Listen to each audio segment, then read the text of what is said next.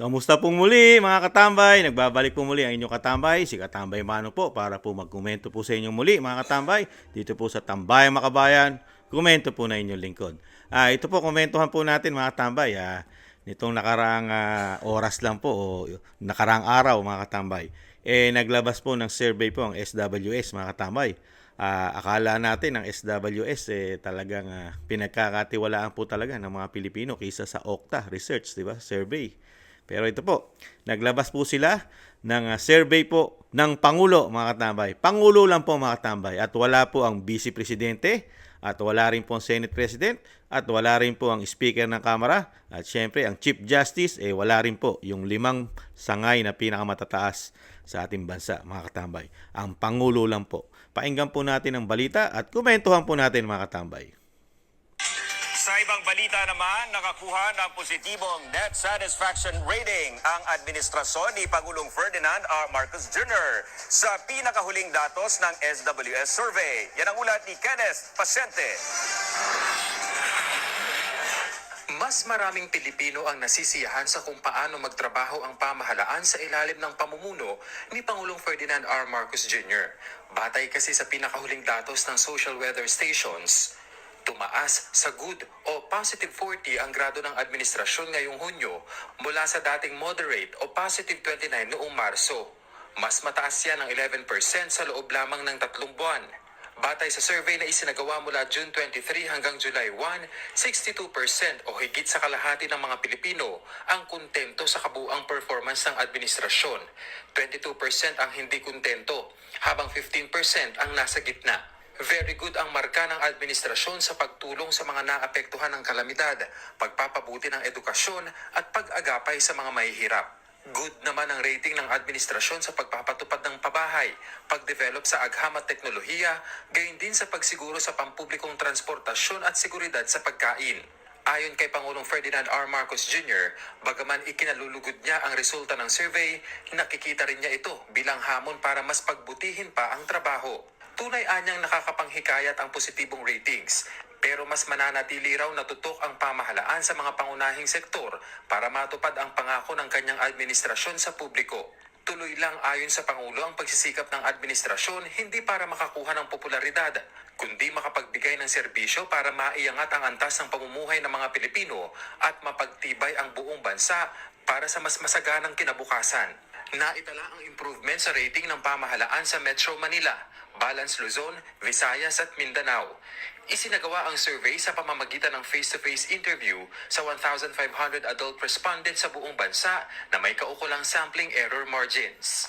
Kenneth Pasyente.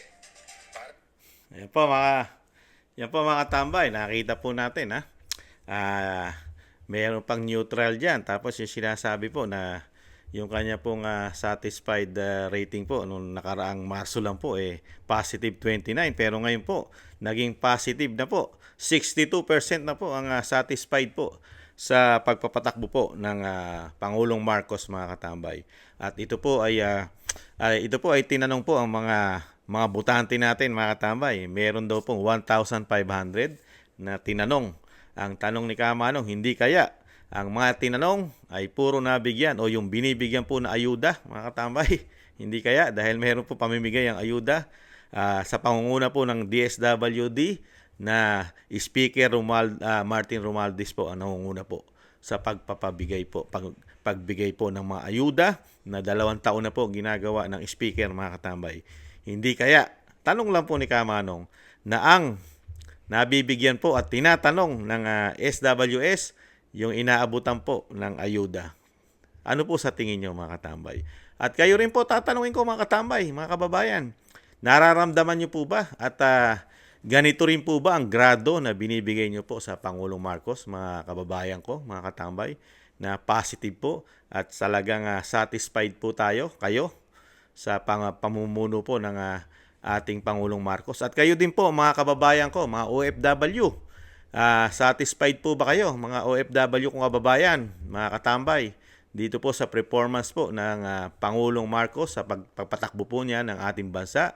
At sinabi naman po niya at sinabi rin po ng SWS at ng pamahalaan kung ano po yung kanilang achievement o ginagawa. Kaya po ang mga Pilipino ay nagtitiwala at nagugustuhan po ang performance po ng ating Pangulo, mga katambay. Pero hindi nga kasama rito ang performance at ang sinasabing ano kaya ang tingin ng mga Pilipino, lalo ng OFW at ng ating mga kababayan sa Vice President. Ano kaya ang approval rating naman ito? Ang satisfied po ba sila sa Vice President?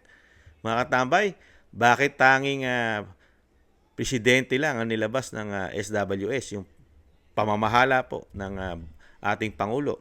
At nakapagtataka rin po, mga katambay. Hindi po ba kayo nagtataka? Nanggaling po sa 29%.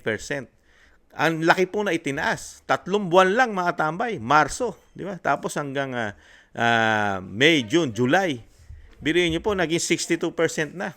At yung sinasabi pong hindi po sila yung hindi masyadong nagugustuhan ng pagpapatakbo ng Pangulo ay 22%. At yung neutral, nasa neutral lang daw po, ay 15%.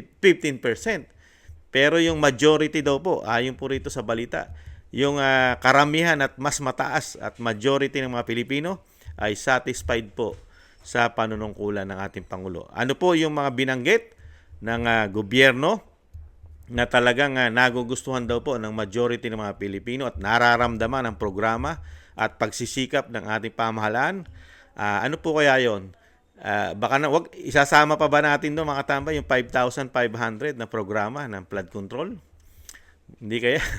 Saka po yung 20 million na kinain po ng SONA, na yung SONA po, na handun po yung 5,000 na achievement na 5,500 flood control na tinangay po ng baha, na ginastosan po sa loob ng 2 taon ng mahigit 1 billion halos araw-araw.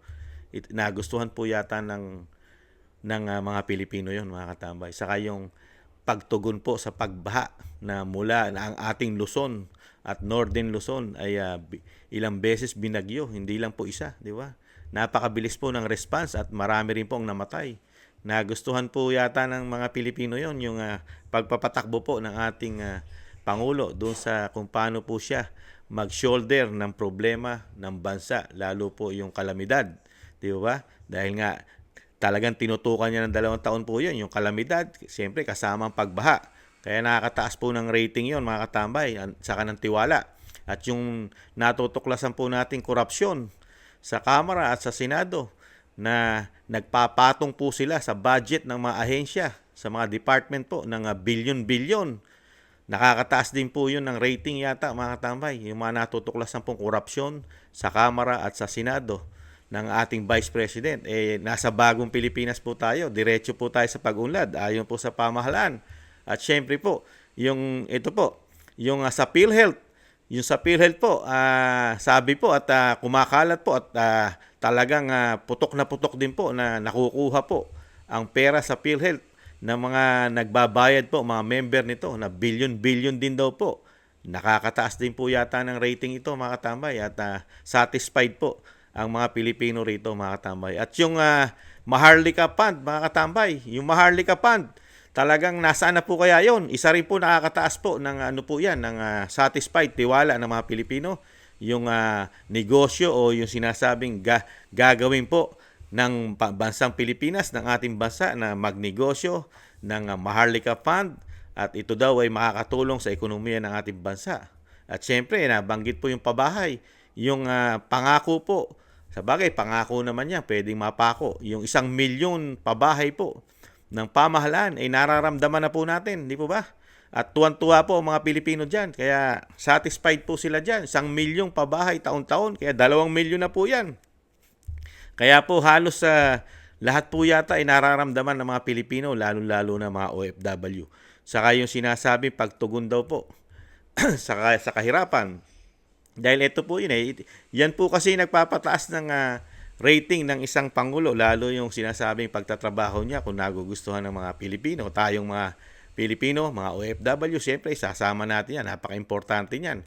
Dahil nagbibigay po ng malaking remittance po sa bansa yan, ang mga OFW. Ito po yung mga pinagmamalaki po. Yung sinasabing mga pagtugon. Yung pagtugon daw po, nangunguna po siyempre yung pagtugon daw po ng pamahalaan. Talagang napakaganda ng pagtugon, lalo po sa mga kalamidad. Nararanasan po yan sa ating bansa ngayon, mga kalamidad, di ba? Sa buong Pilipinas. nakita nyo naman po nung mga kalamidad po, ano po ang masasabi nyo, lalo sa Mindanao, di ba? Yung sa Davao del Norte, nakita nyo po ba yung pagtugon doon ng Pangulong Marcos sa Davao del Norte? Yung isang gobernador doon nabigyan pa ng suspension, I forgot the name, di ba? Tapos dahil nga siya nasuspinde dahil una niyang pinasalamatan itong Vice President, kasi siya yung nangunguna doon sa pagtugon doon sa area. At sinasabi po, ang kailangan daw po, ano muna, yung bigyan muna sila ng quote ng local government bago sila tulungan. Kaya po, ang nakikita po natin dito, ito po, sinabi po, yun nga po, ano po masasabi natin dito sa pagtugon nila sa kalamidad? Yan po yung mga pinagmamalaki sa sekto ng edukasyon, mga katambay. Maganda raw yun. Ang pagtugon nila sa sekto ng edukasyon. At ay sandali lang po mga katambay.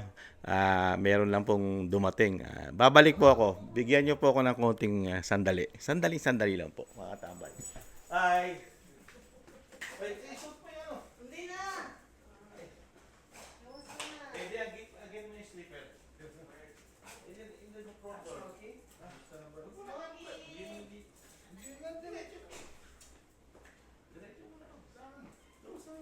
Hindi, kukunin ko si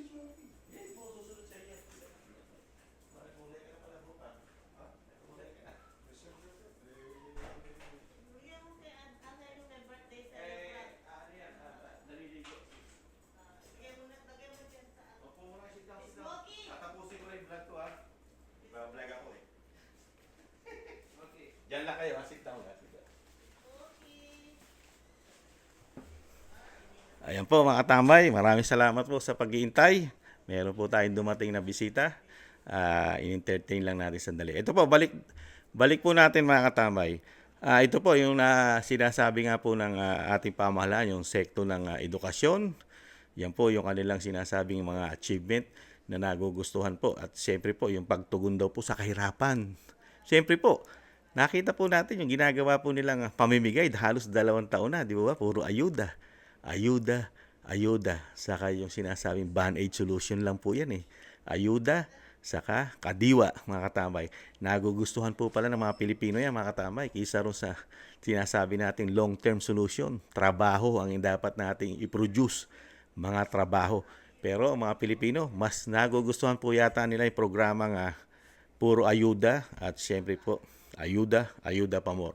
At syempre po, sinasabing yung yung sinasabi sa agham, yung mga pag-develop ng ating agham, saka yung technology, kasama po yan. Siyempre daw po, yung transportation na ginagawa po ng bagong Pilipinas. Tapos lalong-lalo na mga katambay. Di ba? Nandiyan na yung transportation. Sigurado na daw sila dyan. At yung sinasabi mo, seguridad din, dun sa pagkain, mga katambay. Pagkain. Di ba? Kaya nakita niyo po yung ayuda. Nagpapamigay po ng bigas na may BBM dahil nga talaga seguridad daw po ng Pilipino yun. Seguridad ng mga Pilipino pagkain. Kaya po meron tayong BBM rice. Mga katambay, nakakalungkot lang po. Sa kabila po ng mga Pilipino, talagang malaki ang problema, lalo po sa kahirapan, sa liit ng sweldo ng ating mga manggagawa.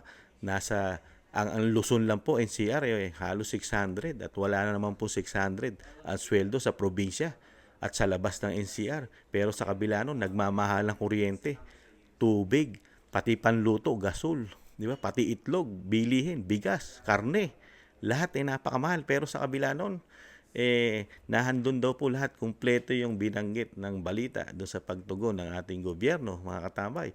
At ang ating daw mga Pilipino ay talagang satisfied po sila at 62%. Yung 29% lang noong March, biglang lobo po ang pagtaas, mga katambay. Biglang 62% ang satisfied na po ng ating mga kababayan na sinasabing majority ng mga Pilipino. Kaya kayo po, mga kababayan ko, mga OFW, mga kababayan, ano po sa tingin nyo, mga katambay? Ito po ba may katotohanan? At ito po ba katanggap-tanggap sa atin? ang performance. Kaya po pala nitong kanyang kaarawan, nagdiwang po siya dahil napakaganda po pala ng nangyayari sa bansa. Kaya po talagang nag-celebrate po siya ng may palihim pa yata yung ginawa niyang celebration sa Marriott, mga katambay. At hindi raw po ito bababa sa 50 million ayon po sa mga naririnig natin sa mainstream media at sa sa social media, mga katambay. At ito po ay pinatotohanan po ni Attorney Trixie Cruz Angeles at ni SAS, mga katambay. Kaya nag-celebrate dahil doon sa sinasabing napakataas ng tiwala, satisfied ng mga Pilipino. Kaya magandang pa-birthday, kaya nag-celebration din kaya, mga katambay. Dahil sakto-sakto paglabas ng SWS survey. Tapos ngayon, celebration ng birthday na napakamahal na gastos. At ang tinatanong din ng mga kababayan natin, sino kaya ang gumastos? Si Juan de la Cruz kaya? O ang mga OFW taxes? O taxes ng manggagawa?